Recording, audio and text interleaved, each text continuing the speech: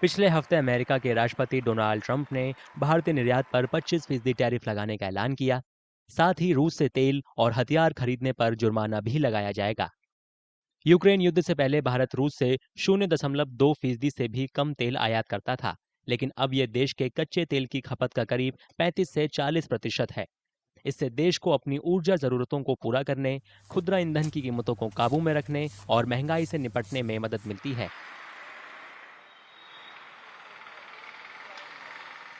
Russia exports 5 million barrels of oil every day into the global oil supply system. So if Russian oil is forced out of the global oil system, the result would be the prices will go up. So for us in India, the biggest worry is the prices may go up if America, persists with this kind of policy. Our second, worry is that, if prices go up, the impact it will have on many other things, including our economy and the global economy and so on and so forth.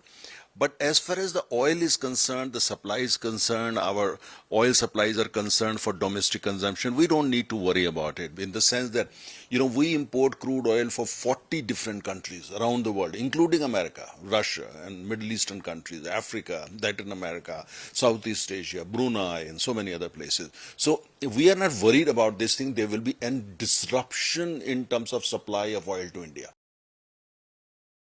जानकारों के मुताबिक अगर भारत को रूसी कच्चे तेल की खरीद में कटौती करने के लिए मजबूर होना पड़ा, तो भारत का सालाना तेल आयात बिल 9 से 11 अरब डॉलर तक बढ़ सकता है। इसका असर प्रमुख भारतीय कच्चा तेल रिफाइनरियों पर पड़ेगा, क्योंकि उन्हें मध्य पूर्व या अन्य जगहों से महंगा तेल खरीदने के लिए मजबूर होना पड़ेगा। इससे उनके मुनाफे पर असर पड़ेगा, साथ ही भारतीय उपभोक्ताओं के लिए महंगाई का खतरा भी बढ़ जाएगा। It's up to the companies, whether the government of India company or the private companies, to oil from wherever they can.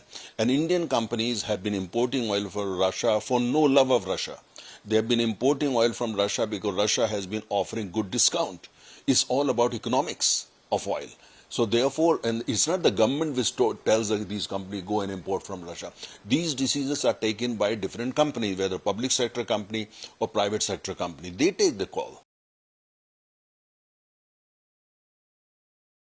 दूसरे देशों से कच्चा तेल आयात करने पर भारत को नए सिरे से सप्लाई चेन बनानी होगी। रूसी कच्चे तेल पर छूट ने भारत को तेल को रिफाइन करने और पेट्रोलियम उत्पादों का निर्यात करने में भी सक्षम बनाया है। इससे भारतीय तेल कंपनियों को रिकॉर्ड मुनाफा कमाने में मदद मिली। प्रस्तावित अमेरिकी टैरिफ के अलावा यूरोपीय संघ ने हाल ही में रूसी कच्चे तेल से बने परिष्कृत उत्पादों के आयात पर रोक लगाने की घोषणा की है।